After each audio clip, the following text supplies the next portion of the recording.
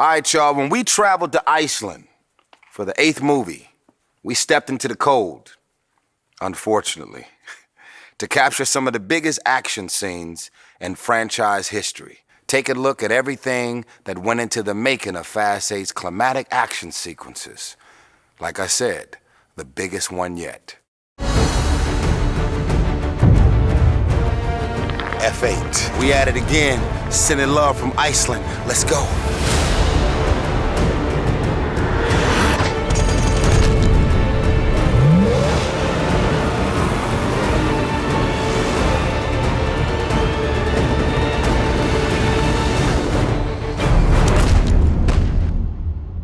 I don't think anybody's going to ever see an action sequence like the one we filmed on the frozen lake in Iceland. It's an incredible third act.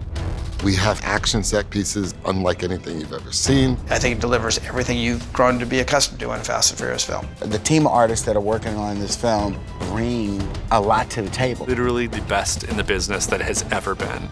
We're standing on the lake right now, you guys. 22 inches of ice. But when we first got here, couldn't even put a car out here. We didn't come out here on snowmobiles because the car would have fallen. It was only 8 inches when we first came out. Just to figure out if we can shoot, if it's safe enough, it's a production in itself. When people are risking themselves for stunts and doing it practical like we do, instead of just saying, let's go on a computer and just draw it in, to me, I love it. Our safety team has 10 people. We have 2 rescue diver teams. We have ice engineer, myself, and we have 2 medics. And our ice engineers drilled some test holes to measure the strength of the ice, measure the thickness of the ice, and the general condition of the ice. The engineers would take a look at it and they would know within 5-10 minutes how many pounds per square foot we could then put on the ice. We had 16 cars out there one time on a lake. That's a lot of weight. I don't think anybody ever shot with that many cars on a frozen lake. All the heavy vehicles, we want 30 to 50 feet space in between them. Don't put them all together or you're just going to sink. Especially in the ripsaw, which was 14,000 pounds. And once everybody heard that you'd sink, nobody got near him. We have some of the newest, fastest, most technologically advanced vehicles on planet Earth. This is Roman's vehicle, and as you can tell, it stands out. We're about to test the Lamborghini on the ice. We did about 2 days of testing nothing but studs on tires to see which ones work better for what cars. That means steel studs driven into the wheels so that you can get traction. First Lamborghini in ice. Today we're at the part where our heroes first get on the ice. We wrote this sequence where it was a race across a frozen lake. The cars that you see driving on the ice are actual Lamborghinis. Everyone always says that.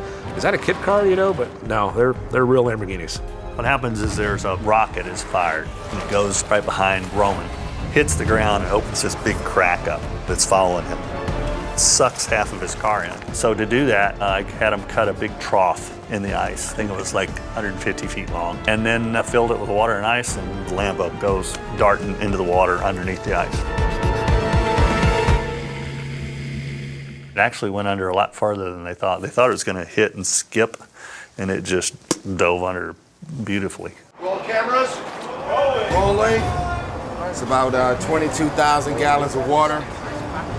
About to jump in and do this scene. Tyrese is in the vehicle and he's cracked through the ice and sinking under the water. We're going to put Tyrese in the car dry, slowly lower him down, and we've cut holes in the bottom of the car so the water can rush in and fill up, and it'll stop right about at his chin level.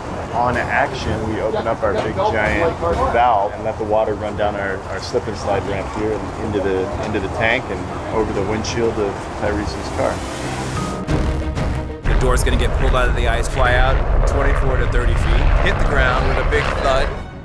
We got Roman over here sliding down on the door. And right here, we're gonna set off an explosion. We have 2 sticks of Kenny Pack. We're gonna have 6 gallons of alcohol fuel mixture to make the fireball and the snow explosion, simulating the torpedo hitting the ice. Another day in the life of a stuntman. Biggest gag we did up in Iceland was what we call the submarine breach. Cypher has infiltrated the submarine, so she now has control of it. The submarine comes from a depth and shoots straight up through the bottom of the ice. What they've asked me to do is to try and bend the surface of the ice in a sphere shape directly underneath the bad guys. So we're gonna have 4 of the bad guys on tow lines and guide cables.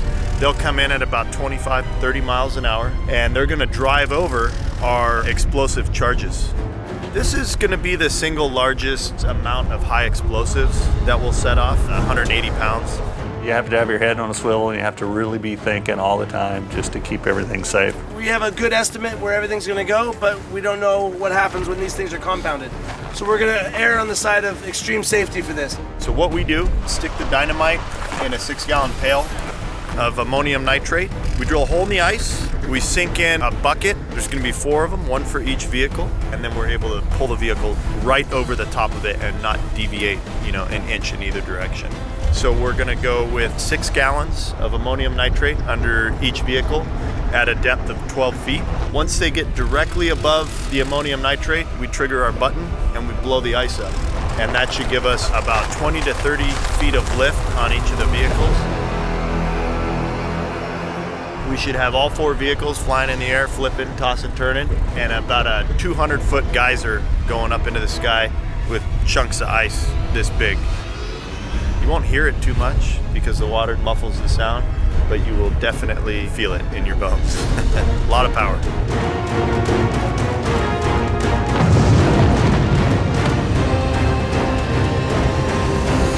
Oh shit! We're gonna need a bigger truck! Awesome. Nice job, you guys.